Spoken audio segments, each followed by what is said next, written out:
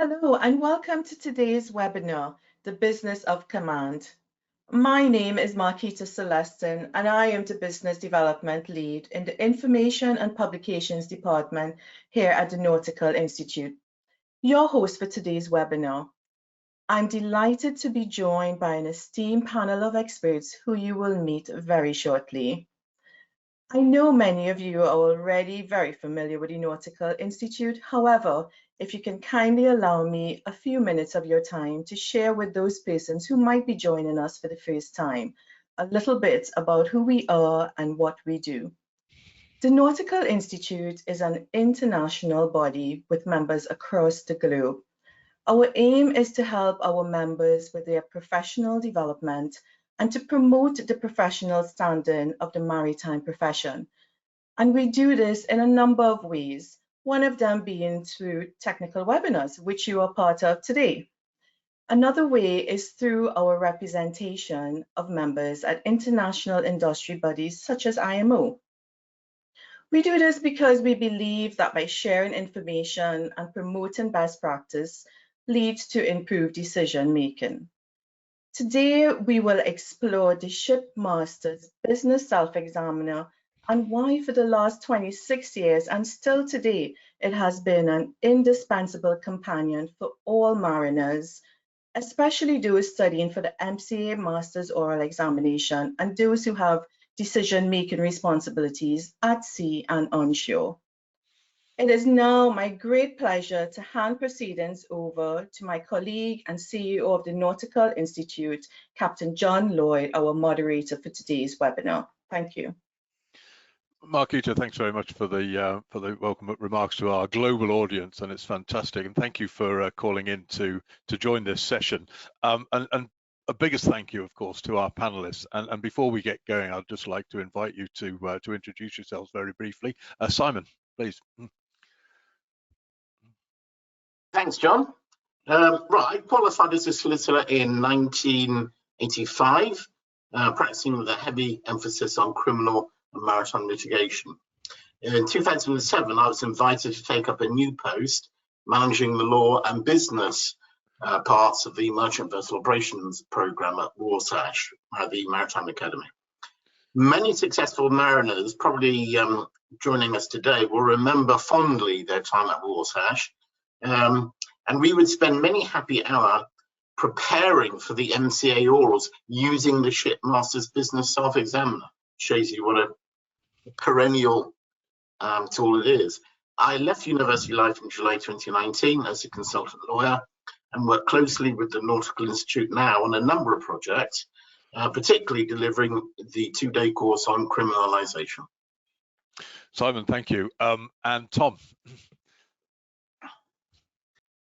Yes, morning everyone. Thanks, John. My name is Tom Starr. I'm one of the regional claims directors at the UK P&I Club. We're one of the biggest P&I clubs in the world, member of the IG, and we insure over 240 million tonnes for third-party risks. By way of background, I was 10 years at sea. I qualified as a Master Mariner with thanks to previous versions of this very publication. Before I went ashore, firstly as a Marine Superintendent, then I qualified as a solicitor. And I spent 8 years with big international law firms. Unlike Simon on the criminal side, I was more probably similar to Helene on the civil side, specialising in litigation arising out of marine casualties, contracts of carriage, collisions, pollution, salvage, that kind of thing, before taking up a post at the UK club a few years ago. Thanks. Brilliant. Thanks, thanks, Tom. And Forkanul, hello. Thank you, John. This is my name is Captain Forkanul Quader. I spent about 18 years at sea after graduating from the Marine Academy, and thereafter did some shore work as a surveyor, P&I surveyor, including worked as a general manager and port captain for a reputable company. Then I joined the Seafarer Training Institution in Bangladesh as the principal. After graduating from the World Maritime University with an MSc in Maritime Education Training, I joined the Malaysian Maritime Academy and went on to become the head of pre-sea nautical there. I had an ambition to work in the UK, so I joined Blackpool and Fylde College thereafter as a senior lecturer and coordinated a BSc program along with the Liverpool John Moores University. Along the way, I finally joined Maritime and Coast Guard Agency of the United Kingdom in 2003 and served for about 20 years there, almost 20 years, and quite a exciting job there. And did flag state audits, had experience also in college audits, various countries, and finally retired in 2021, and here I am. Thank you. No, thank you, Forkanul. Helene, welcome. Hi, good morning, John. Good morning, everybody. I'm Helene Peter Davies. I'm currently a legal director and master mariner at Hill Dickinson, who are one of the largest international law firms that deal with maritime. I was at sea for 12 years. I started as both a deck and engineering officer and then qualified as a master mariner. My practice at the moment is similar to what Tom has just outlined. So it's casualty based mainly, but I do some charter party work as well. So yeah, that's me. Thank you. And Nadeem. Thanks, John. Good morning, everyone. My name is Captain Nadeem Anwar. I've been at sea since 1984. Initially, after the first long stint, I moved over to the UK as a lecturer at Fleetwood Nautical campus of Blackpool and Fylde College. And simultaneously, I started on the journey of my professional development to gain the necessary qualifications to bring myself to the required level of being able to assist the professionals and particularly the students. I also took up in spare time authorship of nautical text. I've written a number of books on the subject of navigation, passage planning, LNG, ballast water management, just to name a few. And I've also contributed to text of the Nautical Institute in some books in the form of some chapters as well. I have extensive experience of training seafarers at various levels, navigation, emergency response, and in particularly Master's Orals, where in the past have been using this title that we are here to talk about today. Currently, I'm with the Solent University Warsash Maritime School as the course leader for petrochemical and also the course leader for the MSc in shipping operations, where I am assisting students with the legal process, accident investigations, and risk and safety management as well.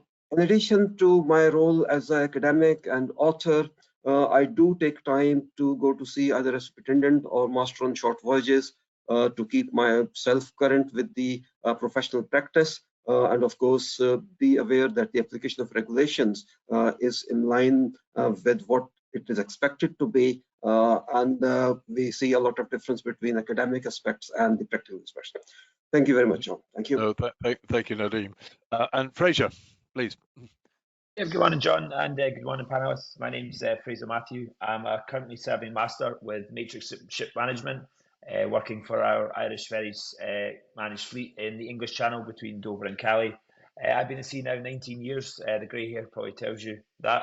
And started my cadetship in 2005 at City of Glasgow College, working with cruise ships on international voyages around the Med, Alaska, Australia, New Zealand. I had the opportunity to actually study under Malcolm, the original author, and have used the book, like Tom, right the way through all my orals and examinations. And I do notice how it's grown in size. The 11th edition is definitely a lot bigger than the edition I used, which probably tells you how much maritime law has increased. I moved on to RoPax Ferries in 2011, initially as second officer, just doing temporary work in the Irish Sea with Centreline, but came ashore or left deep sea in 2015 and was promoted master for the first time in 2016 on the Holyhead to Dublin route.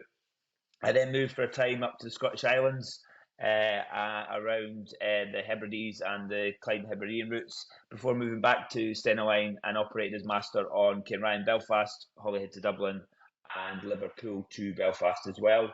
Then decided to move away from the rough weather in the Irish Sea and moved to the English Channel and started there 2.5 years ago between Dover and Calais. And the challenges that an intense route has but it's good to be on a shorter run, and the weather and the seas are definitely not as bad. So thank you for the invite to the panel. No, thank you very much, and thank you, and a warm welcome to you all. I have to say we've had some questions in advance of the session, so today will be something between a tutorial and a quiz, and just a small reminder, you're not in a courtroom, so we look forward to brevity, accuracy, and clarity.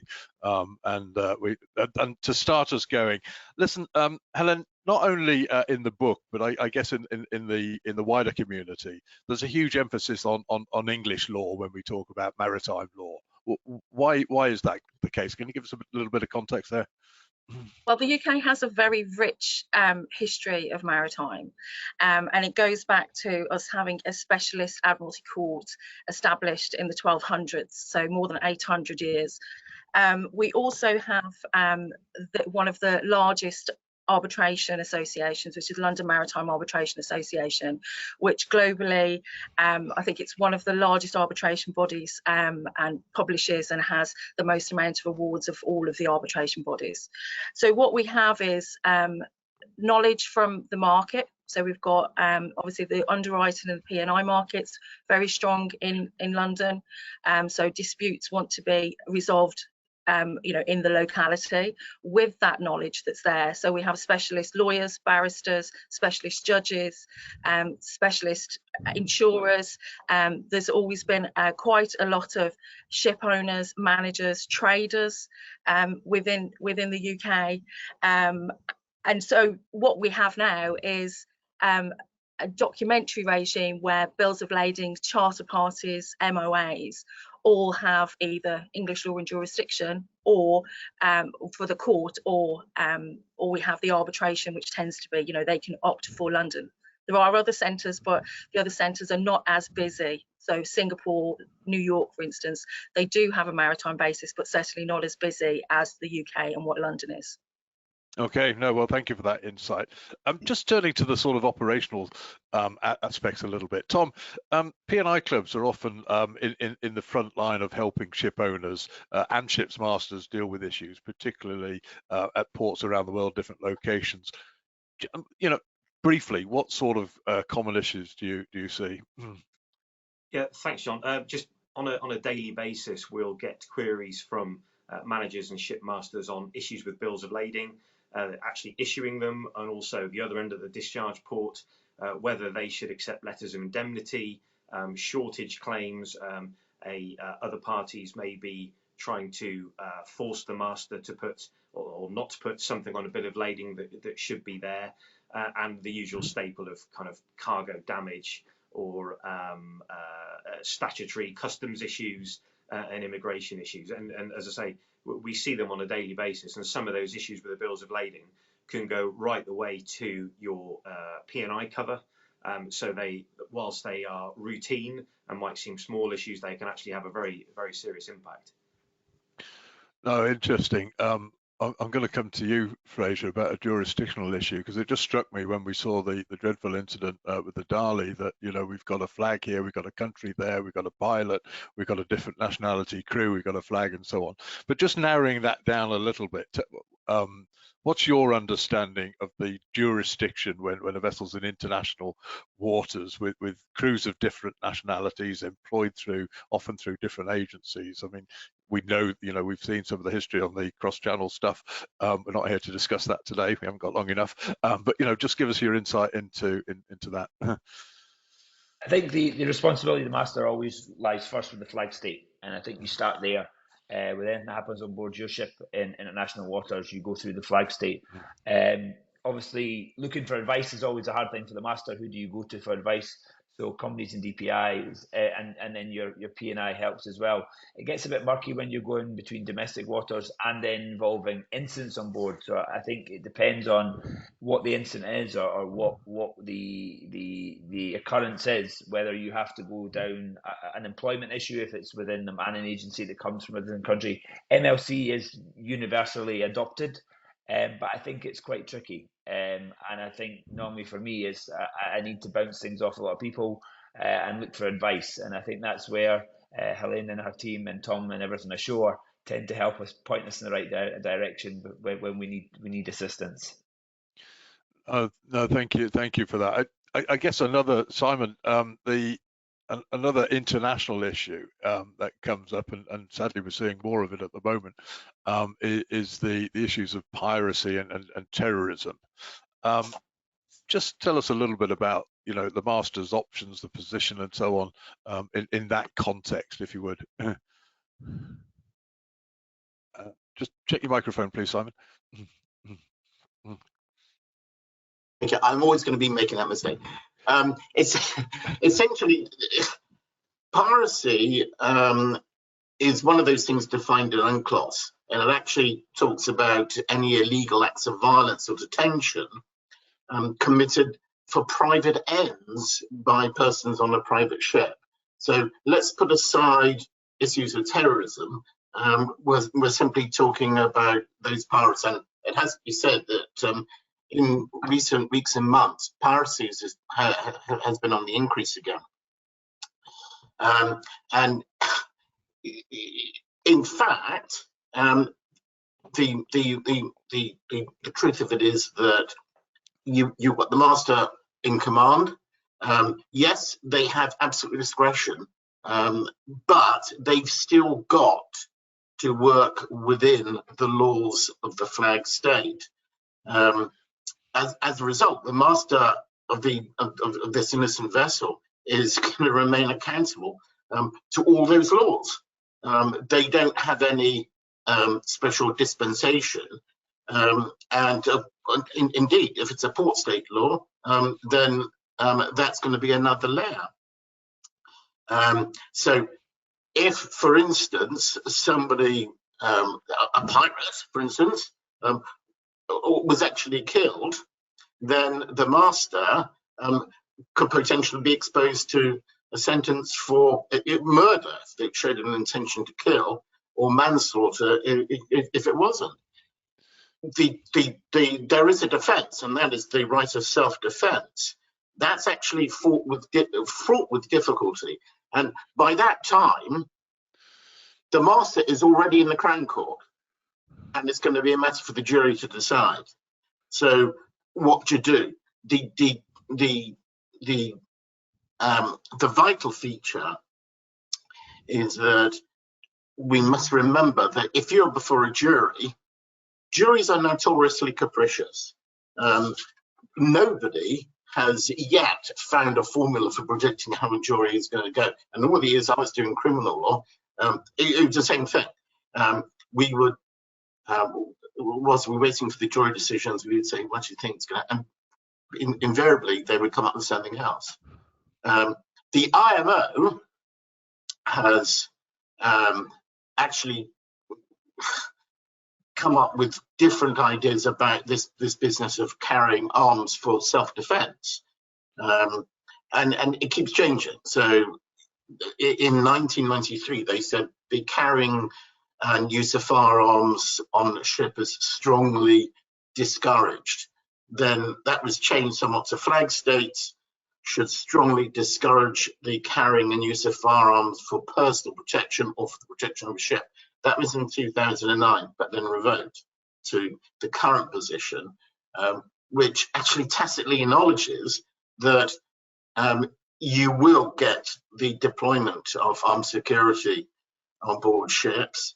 But that being said, if your flag state says, yeah, you can carry arms on board ships for self-defense, then you go into a port state which says, no, you can't bring that in here. What do you do? That's why you have these motherships where they take the arms off the vessel before they go into port state waters. Otherwise, you're really asking for trouble. So the answer actually sounds pretty weak for the master, but I can't do better than suggest the story of Captain Stapleton. He was on the tin bank some years ago, and they were being approached by a small pirate vessel, and And so he ordered the fire hoses to be turned on erroneous, bundles of heavy timber boards on ropes over the ship's side, and brilliantly container twist locks made ready to throw. I would love to have done that. Then the outside staircases were blocked by ropes. All outside watertight doors were closed. And Captain Stapleton then steered the ship on a zigzag course to create a wash to keep the pirates' boats away. And they broke off the attack. Now, it sounds very defensive. It sounds very non-aggressive. It was, but you know what? There's no way that Captain Stapleton was going to get arraigned on an ransom or even a murder charge. No, he actually got the Lloyd's medal. Oh, good. Well, listen, thank you for that. Great insights, and you know, there's a certain amount of guidance out there about citadel arrangements and so on. So, no, it's great to be reminded of that. Thank you. I do want to move on a little bit to another international stuff. Nadeem, you know, we've seen the you know, a lot of boats a long time ago with particularly going to Australia. We see the cross-channel stuff that's going on now, the Mediterranean crossings with refugees and so on. What's your understanding of the support that's available to the master when rescuing refugees? Because that seems pretty complex to me. Thanks, John. The international law is very clear that persons in difficulty at sea need to be rescued.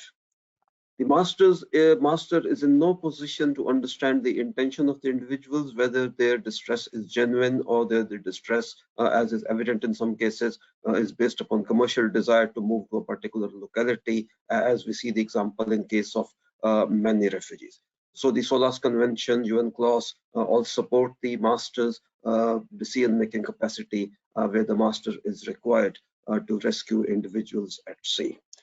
However, the master is faced with a situation after the rescue as to what needs to be done, where to proceed in terms of disembarking such individuals, or what kind of support they can get.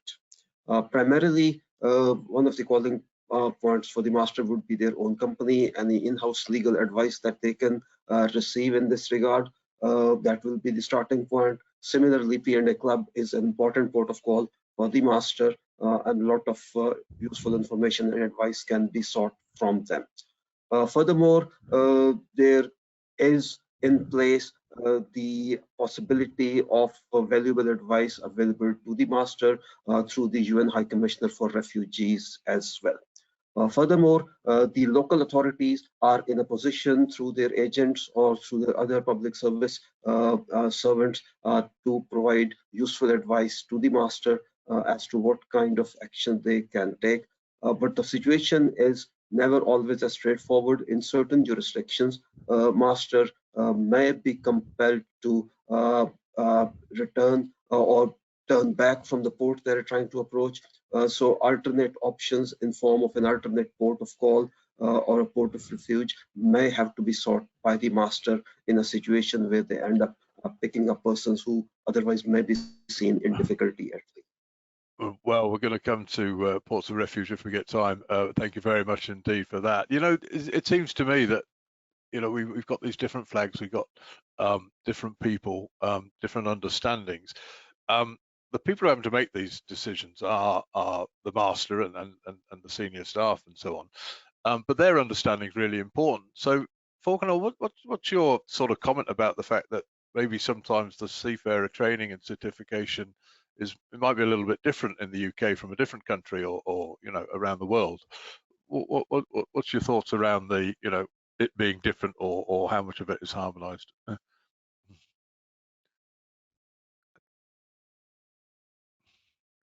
Thank you, John. That's mentioned there. And I think that's a very interesting sort of question there. The overall aspect is that our convention, STCW convention, the signatory countries are obliged to keep the minimum sort of standards there. Now, there are certain areas that they can deviate under some of these clauses. That means that under Article 9, you can make certain adjustments to your certification system for a particular group of people or domestic sort of areas. Other than that, most of the countries are required to keep a minimum standards. So that means that there can be variation in a minimum, and what's the maximum is not really clarified. So there are countries like United Kingdom and all, they already set the bar quite a bit high, that in terms of standards, in terms of keeping the sort of audit certificate. That means that the requirement for a sort of quality system, as well as the requirement for the instructors or lecturers, are quite, clearly say that they have to be qualified as well as this. It doesn't say that that what sort of qualification doesn't specify. So these are the areas that they can differ. I mean, in terms of qualification of the instructors, lecturers, even though they have to have teaching qualification, etc. So those are some of the variation that can come in terms of the imparting the training and education to the cadets or other seafarers.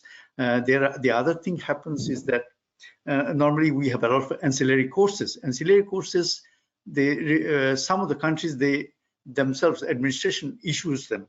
Some other countries like UK delegated to the institutions, etc. But there is a provision there. So that means that there can be slight variation in terms of how you deliver your ancillary courses like firefighting or other courses, etc. So those are the variation that can happen. And in terms of that, otherwise, overall, most of the countries, they are required to follow the international sort of standards. That is why you see multinational crew on various ships, with the exception of few countries. What they do is to keep the senior officers as their own qualification, like Germany or UK, etc., and the other crew members or other people from different nationalities. So you can really can see some variation. Otherwise, under the convention, minimum standards have to be followed. Right. Okay. Listen. I know you work for a long time at the MCA, and your next response is not on their behalf. But in your opinion, is there enough reciprocal recognition between countries, or not enough? In my opinion, I think most of the countries are whitelisted countries. I mean, they are signatories, as well as they are supposed to follow the convention sort of requirements. And I think most countries, they follow. There are some countries, they may fall behind, slightly below. That is why there is IMO has now developed a system of audits of those administrations, etc., as well as the European Union has introduced similar sort of things for the qualification. As you said rightly, that there are variations. So to come up to certain level of sort of uniformity, that is why those are the thing. I mean, the European Union as well as the IMO has a sort of audits of the administration, including seafarer training and certification, which is quite rigorous in fact. Okay, no, thank you. Listen, let's go back to it all going wrong and the importance of record keeping. You know, we've had so many really good presentations for learning opportunities from casualties, but if we're going to do an investigation, then I imagine the record keeping and that sort of contemporaneous information is important. Helene, you know, what's important and why is it important? Everything's important. We need one of the most important things, and it's not always for casualties, so it doesn't have to be that there's been a grounding or an explosion. This goes for claims for cargo damage or delays, and things which are more everyday on board a ship. But having good records, and this doesn't just include the official records that we look at, like logbooks. It's also email traffic, it's notebooks, It's, you know, making sure the button's been pressed on the VDR, which sometimes still doesn't happen even when we've had an incident which deals with navigation. Contemporaneous records are it's the best tool for a lawyer, you know, so we can fully understand the story of what's happened, what the master and the crew understood about the instructions that they had, and then what did or didn't go right and wrong as the events unfolded. And it's not just about that particular day, it can be from the moment they got the voyage instructions, the correspondence with the charterers, how they double check that with shoreside, and that goes into telephone calls and things as well. So the more thorough you are at keeping records, and I suppose the one thing that's very important in so when we have machinery breakdowns is your maintenance information. Your planned maintenance systems, it's nice to say yes, the work's been done. It's better if you say what was done, what was found, and photographs of that stuff as well. So yeah, thorough record keeping at all times. No, thank you for that. Listen, I'm delighted that there's audience participation here, and I'm going to put a couple of you on the spot here. Simon, I'm coming to you, and Vinayak, and my apologies if I've said that incorrectly. We're thinking about the Red Sea crisis and the suppression of unlawful acts convention, UNCLOS, and so on. What's the master's obligation in this context? Okay.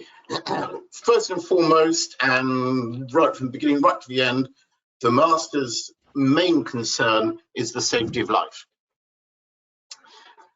These days, it's closely followed by the protection of the marine environment, actually, whether we like it or not. But don't get me started on that. So, in terms of safety of life, all these issues going on in the Red Sea, let's take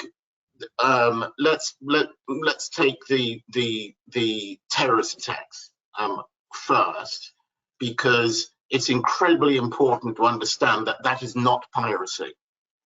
And I think the point is that in theory, if there is a state or state-sponsored terrorist attack on an innocent merchant ship, that's a very, very serious matter, because that merchant ship has been allocated a flag from a particular state. That makes the ship a bit of sovereign territory of that flag state. And so if there's an attack on that ship by another state, you know, let's not make any bones about it. That's not piracy, that's an act of war. But you start going down that road, and you're going to get other states that are aligned with it taking very difficult very extreme circumstances. I'm particularly thinking about Iran and the Revolutionary Guard Corps, and we've had, you know, a number of run-ins with them. What do you do? It is extremely difficult. Therefore, the master should think very carefully about taking very defensive action. Now, that may mean sailing as far away from the territorial waters of that state. And you remember a few years ago there was a UK flagged ship that sailed 73 states. It was actually seized by the Revolutionary Guard Corps. Well, you know, what are you going to do? Are you going to put up a fight? Unless you're American, they're not going to. You're not going to bomb the state concerned, and they know that. They know that they can get away with it. So there's no point in putting up a fight where someone can get killed. So the master's main function is to get out of harm's way, sail as far away as possible. No, thank you. Can I want to pick up on that exact point, but I'm going to give it to Nadeem to respond to. If the master doesn't do exactly what Simon's talking about there, staying out of harm's way, is there a possibility that actually there's a case of negligence, neglective duty of care, or something that could be brought against the master because he didn't do? And I know we've got charters, we've got owners and all the rest of it, but the master's in command. And this is a question from Joe in the audience, so thank you for that, Joe. Nadeem, what do you think? Okay, thanks, John, again. Situations where the specific requirements are not being met. The thing is, in terms of master's decision making, a master has to make a decision based upon the merits of the circumstances and the information which is available to hand.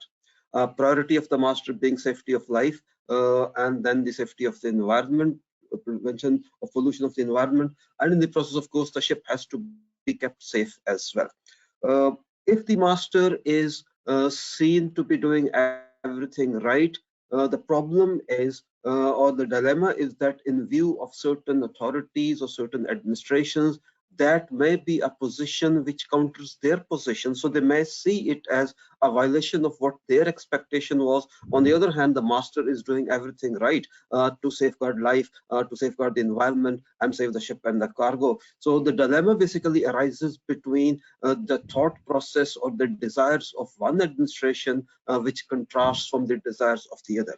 So unfortunately, there is going to be no cut or dry straightforward answer to this. So that's where the legal teams will have to come in to debate the points further. But generally, the advice to the masters will be that their focus should be safety of life, preservation of the environment, and the safety of the ship. That's as far as I will go. No, listen, thank you for that. I'm feeling the master increasingly in the middle of a sandwich here, but one of the things that Helene referred to, and Frase, I'm going to put this point to you. It's another question from the audience, from Douglas. Thank you.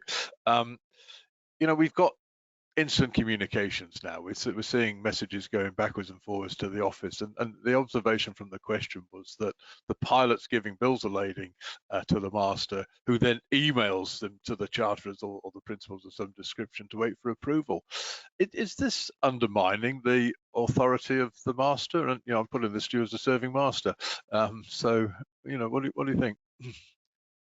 I think the biggest worry for masters is, are we doing the right thing? Are we doing the right thing legally, and is it going to come back in the future? So for me, modern communication is there, and I think it has opened up channels a lot easier with offices. And I think the more people you can bounce it off before putting yourself into a difficult situation or a compromising situation, the better.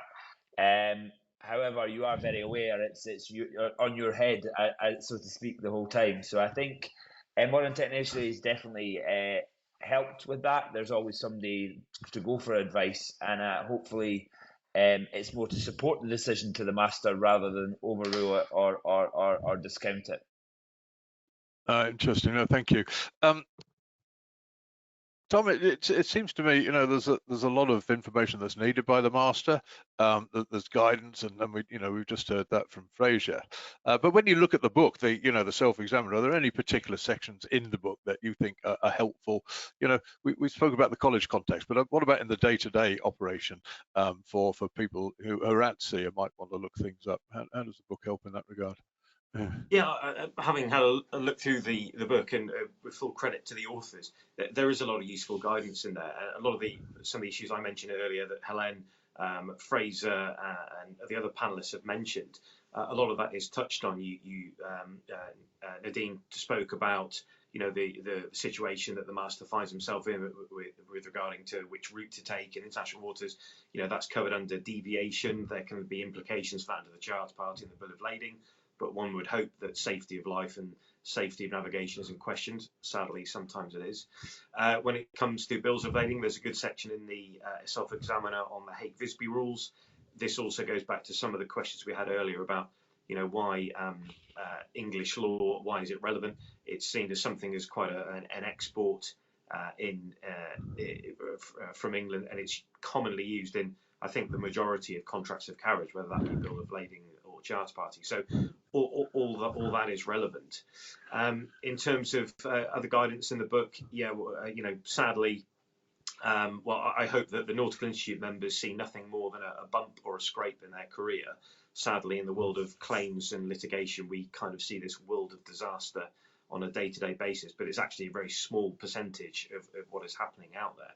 So there are things, we've spoken about evidence earlier, but there are things in the book talking about salvage and towage and collisions. All that is useful.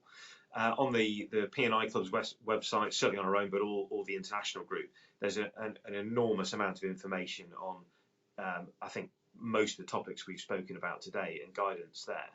And the ship managers, as they frequently do, sometimes with the masters in copy, or that they can always contact us for our guidance.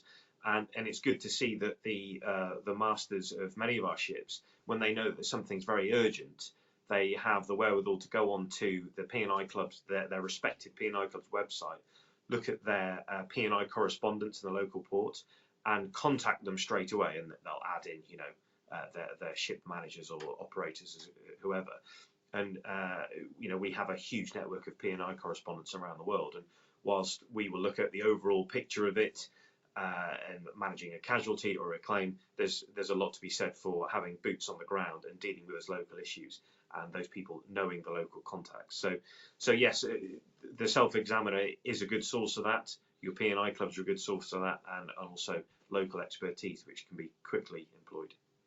No, well, listen, thanks for that that insight, and certainly there's a whole range of information out there, and it's great to have it coalesced into things like this, but also the guidance from your own and other P&I clubs. So we appreciate the work that goes into there. I was at a workshop, you know, the maritime industry both enthralls and perplexes me. I was at a workshop in Malmo talking about safe manning, and you know, how can it be, Forkanul? I should say that Forkanul and Simon are the principal authors of the book, so thank you both for that. So you get this question: safe manning. Surely this can't be difficult. Why does it differ from company to company? Just check your microphone for me, Forkanul, please. Sorry, thank you, John. That's a very good question, actually. The company to company, it will vary because of the, as you know, the different companies, they have different types of ships. So there is types of ships as well as the voyage, etc. In accordance with the IMO resolution A1047, actually, resolution that specifies the how do you sort of devise your safe manning the application for the administration. When you submit it to the administration to get a safe manning certificate, so you need to sort of specify which area is it running, what type of ship is it, and all these things has to be clarified there. That means what type of voyage, what sort of run, is it a domestic run or is it a ocean going run, or etc. So that means depending on the rota, etc. So you can easily, administration will make out that what is the best sort of manning that can this vessel should have. What is the safe? That means it is known as the minimum safe manning. That means the minimum is will be specified. So some companies, they go over the minimum. That means they have certain specifications, like passenger ships, etc. You see they have a huge kind of manning scale rather than bulk carriers or other things. So it depends on what type of trade, etc., and what type of ship is it, what sort of route it is running, and what sort of voyages it does do, and what manning, that means what sort of work is involved. So that's how you can chalk out. The only aspect is that to remember that if they have sister ships, if some companies they may have sister ships, etc., or similar types of ships the other people have. So an administration, you see, it becomes sometimes quite a challenging task as to say that, okay, there are 3, 4, 5 companies, they apply for the safe manning document, and then you need to decide that whether, so you need to go back sometime, you need to really study that what sort of manning we have given to the similar type of ships to the other people are running, and the similar kind of thing. So you need to remember, if you do, if there are anomalies, then the questions will be asked. Really, the ship owners are nowadays very, very, on the toes. They will come back immediately saying that why my ship's manning is different from the other one you have certified. So that's how they are different. But again, administration has to decide and really make a comparable studies there. No, thank you for that. I guess so important on the nature of the operations and the activities of the vessel, voyage patterns, and so on. Listen, thank you for that. I'm getting lots of questions coming in here about the responsibility stroke authority of the master. So I'm going to, Simon, I'm coming back to you on this because it's about the Red Sea and the question from Nanda Kumar. In the case of attacks on vessels, surely this is the owner's responsibility not to be instructing the master to go there, rather than blaming the master after an attack. Okay, the first thing is that the master has this thing called absolute discretion. Now, that's been in place for hundreds of years, and it's been enshrined in SOLAS, Chapter 5, 34.1. And it says that nobody, the owner, the charterer, the operator, not even port state control, can actually limit or override the master in their professional judgment when it comes to the safety of life at sea or the protection of the marine environment. So while the master may very well seek the opinion of the owner or the advice of the owner,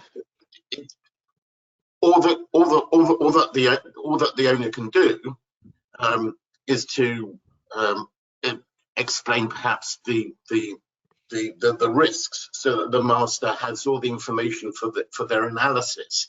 But going through somewhere like the Red Sea, it's really difficult, because hey, why is the master there? He's there because the voyage has got to make a profit, and so he's got to balance his responsibilities under SOLAS with making a profitable voyage, and that's not necessarily an easy thing. And I remember a case not so long ago in which we had a situation in which the master was in a very difficult situation, and he decided that it was actually unsafe to proceed in that way, and that upset the owners. Well, actually, particularly upset the charterers, because the cargo wasn't going to get to the port of discharge on time. But the master, very rightly, stuck by his guns. And so, the next thing, he gets an email from the owners saying, "Dear Captain so-and-so, thank you ever so much for all your hard work. Captain Jones is going to take over now." And he took the ship through the risk area. So nobody can actually tell the master what to do. But in somewhere like the Red Sea, where you've got two factors, you've got potential terrorist attacks, or you've got the risk of piracy. Yeah, the master is faced with this awful dilemma. What's he going to do? The answer is, of course, hey, I'm a lawyer. I would say this, wouldn't I? Take the safest option possible. Okay, listen. Let's please, Tom. Yeah, we've had. Can I just say, as it's developed, it's become a lot easier to have that conversation, because there's enough going on in the Red Sea now to say, well, clearly this is dangerous. It's a war, it's threat of terrorism, and that's fine. If we skip back a few months, it was very, very difficult, because there had been some isolated attacks, and some people, some governments, some flag states, some companies were saying it's dangerous. Others were saying it's not. We even had ships masters saying they're very happy to go through there, believe it or not. As I say, this is when it hadn't escalated to the point it has recently. And it actually became extremely complicated for a lot of the owners, because their charter parties specifically stated, you shall go through the Red Sea. And there were various concessions or precautions that could have been taken. And there was a time where, well, hang on, if the master on safety grounds decides to go another route, that could be a breach of the charter party, and quite a serious breach, and put the owner in a very serious situation. Now, it's very easy to say that now with everything that's happened in the Red Sea. I think it's less of an issue. But there was a period where this was very, very complicated and could have got any number of parties in a lot of trouble. Sadly, deaths do occur. Tom, just while you've got the microphone, what does P&I? How does P&I get involved in the event of a fatality in those circumstances? In the Red Sea. Well, I'm talking about as a mariner getting killed during either a Red Sea attack or something like that. What do you do as a P&I club? Obviously, it's a very difficult situation. The things that we can do is try and get the best assistance to support the crew and to support the member locally. Again, that's difficult in those areas. Also, if it's kind of piracy related, we'd be more involved with possibly the medical evacuation and getting assistance there and so on. If it was a state actor or terrorist related, that would probably be more involved the company's war risk insurer, because P&I we're more sort of non-war. That said, we have a lot of charterers members where we do still cover war issues. So I can't give you one answer, but what I can say is we try our best to support our members and the crew and get local assistance where we can. No, thank you. And forgive me if I'm not sort of recognising all of the people asking the questions here, but they're flowing in. Listen, there was going back to that passage planning thing, Helene. I remember there was a case a while ago about a passage plan and seaworthiness. What's the current situation, and this link between the passage plan and a vessel being seaworthy? So this was the case of the CMA CGM Libra, which went all the way through to the Supreme Court. In that particular case, it was quite a number of years ago that the incident happened. The vessel was using paper charts, not electronic charts, so hand annotations had to be made for chart corrections, including temporary and preliminary corrections. On the particular charts in question, I think there were TMPs that hadn't been applied, in that caution areas hadn't been put onto the chart to be avoided, and the vessel came out of a buoyed channel and ran aground. Because of the lack of information that was placed on the chart for the navigating team to be able to look at immediately, it was deemed that this made the vessel unseaworthy. So it gives us a big point to learn going forward, particularly where we've got electronic charts and we have to have like the Admiralty overlays for temporary and preliminary corrections. This is ensuring that everything within your passage plan has been considered. So T's and P's sometimes you can see on the charts, but quite often it is a case of the person, whether it's the second mate or the master reviewing that passage plan, is ensuring that all that information is available at the right point to make the correct decisions. So we're still in a position where a passage plan could potentially deem your vessel unseaworthy. In that case, that's exactly what happened, and it's something, we have to take that on board, that a small error in that way can have a big impact on the vessel going forward, and in particular with the claims that arise from an incident. No, listen, I'm really grateful for that insight. There are dozens of questions coming in, and a fantastic question from Brill, which we're not going to have time to take today. We've got enough problems with crude ships, but the question from Brill is, what are the potential benefits and challenges of implementing autonomous vessels in the maritime sector? I suspect we might need another session, and I'm sure we could have carried on with a lot more questions and answers today. I think you have shown with your expertise, your responses to those questions, it's a dynamic environment, it's a complex environment, it's one that changes with the environment we're working in, sometimes with the legal framework and previous court decisions that give us some analysis to reflect back on.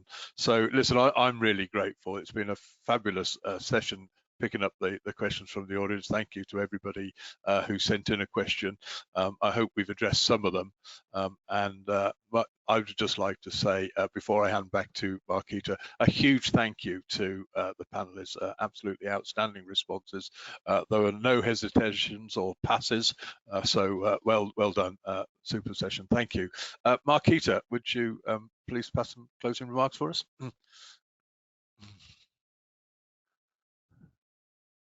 Hello again, everybody. I just wanted to say thank you to our speakers who have touched on so many topics and themes covered today in the Shipmaster's Business Self-Examiner. And a very special thanks to our revising authors, Dr. Simon Daniels and Captain Forkanul. You have worked so tirelessly on this 500+ page book, so we thank you very much for that. It's a beautiful companion, as we know, to ship to masters, and anyone who wants to stay in touch and in tune with what they need to do onshore and offshore. Again, there's a lot more information about the book in the download panel. If you want to learn more, please remember to download those handouts.